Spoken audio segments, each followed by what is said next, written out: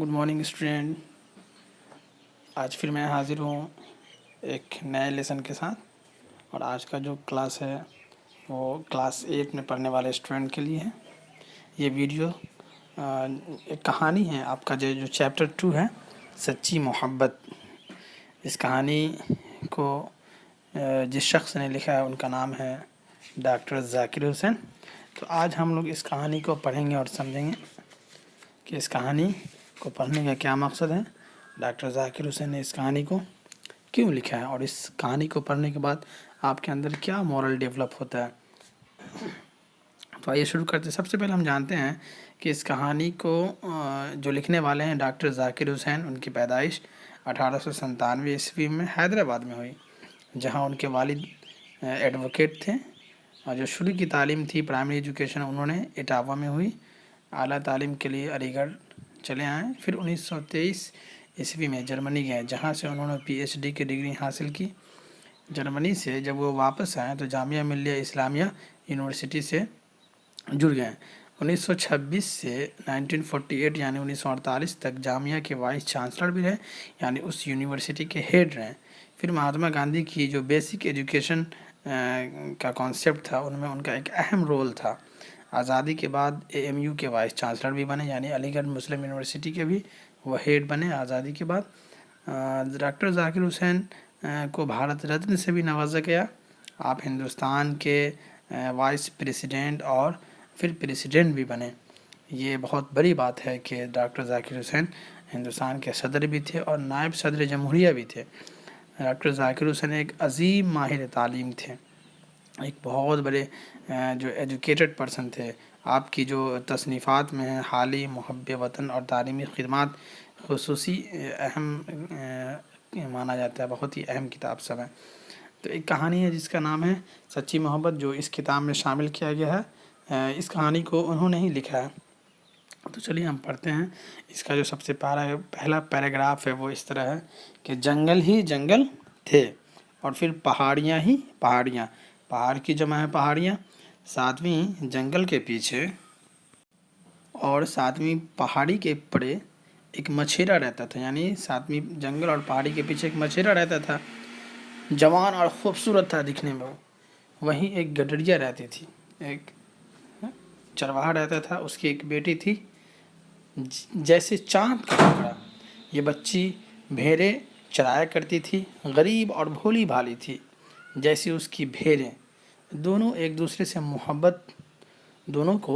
سے محبت ہو گئی، اس چرواہے لڑکے سے اور اس جو چرواہے کی جو بیٹی تھی خوبصورت تھی، اس دونوں میں محبت ہو گئی. لڑکی کی نظر میں مچھیرا کسی شہزادے سے کم نہ تھا، اور مچھیرے کے نزدیک کوئی شہزادی اس غریب لڑکی کی برابر نہ کرتی تھی، برابری نہیں تھی اس لڑکی کی. اگر کوئی شہزادی بھی اس کے سامنے آ جاتا تو پھر بھی وہ اس لڑکی کے برابر نہ ہو سکتی تھی، مگر تھے دونوں بہت غریب. مچھیرا یہی سوچا کرتا کہ اس غربت میں شادی کیا ہوگی، اور اگر ہو بھی گئی تو گزارا کیسے کریں گے. تو جب وہ دونوں بکریاں چرانے، بھیڑیں چرانے کے لیے نکلتے تھے تو وہ دونوں آپس میں ملا کرتے تھے، اور ایسے ہی دونوں میں دوستی ہو گئی. پھر وہ دونوں سوچتے تھے کہ ہم دونوں کے ساتھ شادی کیسے ہوگی، کیونکہ ہم دونوں تو غریب ہیں. اگلا جو پیراگراف ہے اس میں آگے بڑھتے ہوئے اس کہانی جب آگے بڑھتی ہے کہتے اسی سوچ میں ایک مرتبہ رات بھر آنکھ نہ جھپکی، کروٹیں بدل بدل کر اور آنسو بہا بہا کر ساری راتیں کاٹ دی. اس رب کا دھیان باندھا جو بپتا میں یعنی مصیبت میں یاد آتا ہے اور دکھی کی ضرور سنتا ہے. صبح مچھلیاں پکڑنے دریا پر جا پہنچا. وہ بیچارہ مچھیرا جو مچھلیاں پکڑتا تھا صبح صبح دریا پہ اپنے کاموں پہ چلا گیا. دریا میں جال پھینکا تو دل ہی دل میں دعا مانگی، اے میرے مولا آج تو جال بھر کے مچھلیاں دلوا دے، اور ہاں سنہری مچھلیاں ہوں، سنہری آنکھیں ہیرے کی ہوں، اور ان کی ننھی ننھی ہڈیاں موتیوں کی ہوں. یہ سوچا اور جال پھینکا اور وہیں زمین پر لیٹ گیا. کوئی 3 گھنٹے یوں ہی پڑا انتظار کرتا رہا. 3 گھنٹے گزر گئے، بیچارے زمین پہ لیٹے رہا. آنسو تھے کہ تھمتے نہ تھے، روئے جا رہا تھا. ساری زمین اس کے گرم گرم آنسوؤں سے گیلی ہو گئی تھی. اتنا زار و قطار رویا، اتنے آنسو گرائے کہ وہاں پہ جو سویا ہوا تھا زمین تھی سارے بھیگ گئی. آخرکار اٹھا اور بھاری جال کو زور لگا کر کھینچا تو جال بھرا ہوا تھا مگر پتھروں سے۔ وہ بیچارہ پریشان ہو کر جب 3 گھنٹے سویا رہا اور 3 گھنٹے بعد جب جال کو نکالنے کا وقت ہوا تو اٹھا، اور جب جال کو پکڑا تو ایسا محسوس ہوا کہ جال بھرا ہوا ہے، اس میں کوئی چیز ہے جو پھنس گیا ہے۔ لیکن جب اس نے جال کو نکالا تو اسے کیا پتہ کہ اس میں پتھر ہوگا۔ جیسے ہی جال کو باہر نکالتا ہے تو دیکھتا ہے کہ اس میں جو جال تھے پتھروں سے بھرے ہوئے تھے۔ پھر وہ بیچارے پریشان ہو گئے۔ آگے جب یہ کہانی بڑھتا ہے تو پھر اس نے رب سے دعا مانگی۔ اس نے پھر دعا مانگی، میرے پیارے خدا، اس دفعہ تو جال بھر دے سنہری مچھلیوں سے، جن کی آنکھیں ہیرے کی ہوں اور جن کی ننھی ہڈیاں کچھ نہیں تو موتی کی تو ہوں۔ یہ کہہ کر پھر دوسری مرتبہ جال دریا میں پھینکا اور زمین پر لیٹ گیا۔ کوئی 9 گھنٹے وہیں پڑا رہا، ساری زمین اس کی آنسوؤں سے تر ہو گئی۔ پھر اٹھا، اب جال کی اتنا بھاری تھا کہ کھینچے نہ کھینچتا تھا، مگر اس میں نکلا کیا؟ سری گری لکڑی کا ایک بہت بڑا ٹکڑا۔ یعنی دوسری مرتبہ جب جال پھینکا اس میں تو پھر کیا نکلا؟ پھر اسے غمی ہاتھ آئے۔ پھر وہ بیچارے پریشان ہو گئے، اس میں لکڑی کا ٹکڑا نکلا سنا ہوا۔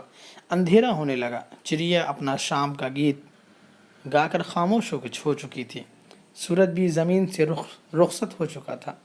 مچھیرے کی آنکھوں میں نیند تھی، مگر دریا کے کنارے مچھیرا اپنی جگہ کھڑا تھا، پانی میں اپنا جال پھیلائے۔ تیسری دفعہ جو کھینچا تو معلوم ہوا کہ جال ایسا ہلکا ہو گیا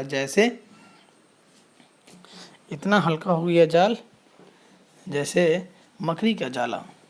اوپر چاند چمک رہا تھا، اس کی روشنی میں مچھیرے نے دیکھا کہ سارا جال چاندی کا ہو گیا، اور اس کے اندر جو دریائی گھاس ہے وہ ساری سونے کی۔ تو سوچئے، ایک انسان جب کسی چیز کو پانے کی کوشش کرتا ہے، جب اپنے رزق کی تلاش میں نکلتا ہے تو اسے یوں ہی رزق نہیں ملتا۔ محنت کرنے کے بعد بہت سارے محنت کرنے پڑتے ہیں، بہت تھکنا پڑتا ہے۔ ایک آدمی دن میں نکلتا ہے، ایک مزدور دن بھر کھٹتا ہے، 12 گھنٹے جب کام کرتے ہیں تب اسے جا کر کے کچھ رزق ہاتھ آتی ہے۔ پھر وہ بیچارے تھکے مارے گھر آتے ہیں، اس کے بعد اسے کچھ کھانے کو نصیب ہوتا ہے۔ تو شاید اسی طرح یہ کہانی ہے ایک مچھیرے کی کہ 2-3 مرتبہ وہ جال پھینک کر کے پریشان ہو گیا تھا۔ تیسری مرتبہ میں اسے کیا ملا؟ تو چاندی سے بھرا ہوا ایک جال ملا۔ اس سنہری گھاس پر ایک ننھا سا فرشتہ لیٹا تھا، اس کے پر موتی کی طرح چمک رہے تھے۔ فرشتے نے مچھیرے سے کہا، میں اس دریا کی تہ میں لاکھوں سال سے پڑا تھا، لاکھوں سال سے، جب سے دنیا بنی تھی اس وقت سے میں نے کوئی قصور نہیں کیا، کوئی غلطی نہیں کی، جس کی سزا میں اللہ میاں نے مجھے یہاں بھیجا ہو۔ مجھے تو دیس نکالا ملا تھا، مطلب دیس سے نکال دیا گیا تھا، آدم اور حوا کی چوک پر یعنی غلطی پر، کیونکہ انہوں نے جنت میں مجھے تو ہمدم بنایا نہیں، سانپ کو بنا لیا۔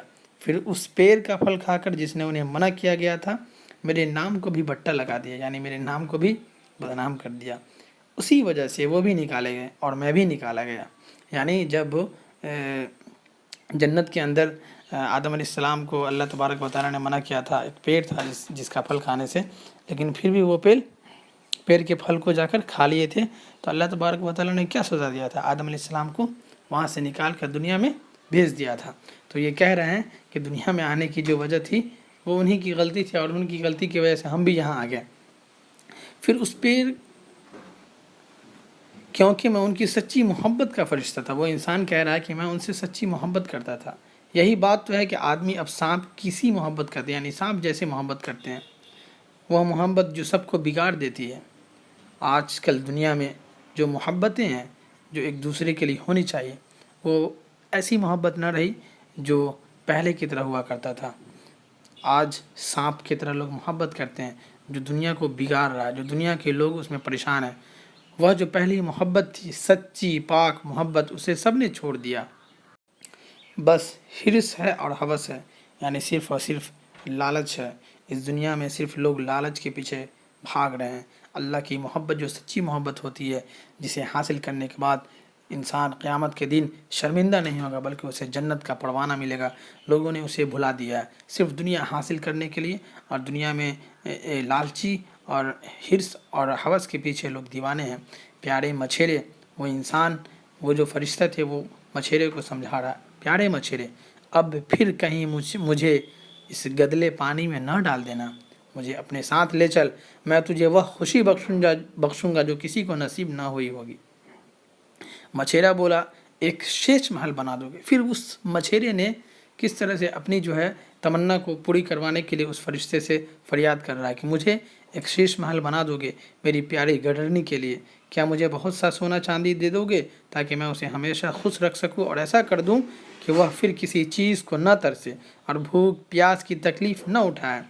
فرشتہ بولا محبت اور خوشی کے لیے محلوں کی ضرورت نہیں، محبت نہ بھوک کو جانتی ہے نہ دھن دولت کو پہچانتی ہے، بھوک بھی خدا کی طرف سے سزا ہے اور سونے چاندی کے لالچ بھی، اور یہ سزا اس نے آدمیوں کو اس لیے دی ہے کہ پہلے محبت کرنے والوں نے محبت کے نام بٹا لگایا تھا، یعنی بدنام کیا تھا محبت کو، اس لیے اللہ تبارک و تعالیٰ نے ان سب لالچی کو، ان سب حرص اور ہوس کو انسانوں کے اندر ڈالا۔ انسان ہمیشہ ناشکرہ ہوتا ہے، وہ ہمیشہ اللہ تبارک و تعالیٰ سے دنیا کو مانگنے کی کوشش کرتا ہے، لیکن ایسا نہیں ہونا چاہیے، بلکہ سچی محبت تو اللہ سے کرنی چاہیے، اور دنیا کو حاصل کرنے سے کوئی کچھ نہیں ملے گا۔ اگر اللہ کی محبت، اللہ کی خوشنودی اور رضا حاصل ہو گیا تو شاید اسے دنیا بھی مل جائے گی، دنیا بھی حاصل ہو جائے گا۔ فرشتے نے یہ بات کچھ ایسے بھولے انداز سے کہی کہ مچھیرے کی سمجھ میں آ گئی۔ اس نے اس فرشتے کو ایسی سچائی اور ایسے جوش کے ساتھ سینے سے لگایا کہ وہ ہمیشہ کو اس کے دل میں اتر گیا، نہ چاندی کے جال کا خیال کیا اور نہ ہی سونے کی گھاس کا، سب دریا میں ڈال دیا اور گڈرنی کا دھیان ساتھ لیے گھر کو لوٹا۔ سوچئے اس کہانی سے آپ کو کیا سبق ملتی ہے؟ اس کہانی کو پڑھنے کے بعد شاید آپ کو یہ احساس ہوا ہوگا کہ اس میں ایک غریب مچھیرے کی سچی محبت کی داستان ہے۔ محبت خدا کا انمول تحفہ ہے، سچی محبت نہ بھوک دیکھتی ہے نہ محلوں کے بارے میں سوچتی ہے۔ اس کہانی سے سبق ملتا ہے کہ اگر محبت میں لالچ شامل ہو جائے تو اسے بگاڑ دیتی ہے اور کہیں کا نہیں چھوڑتا ہے۔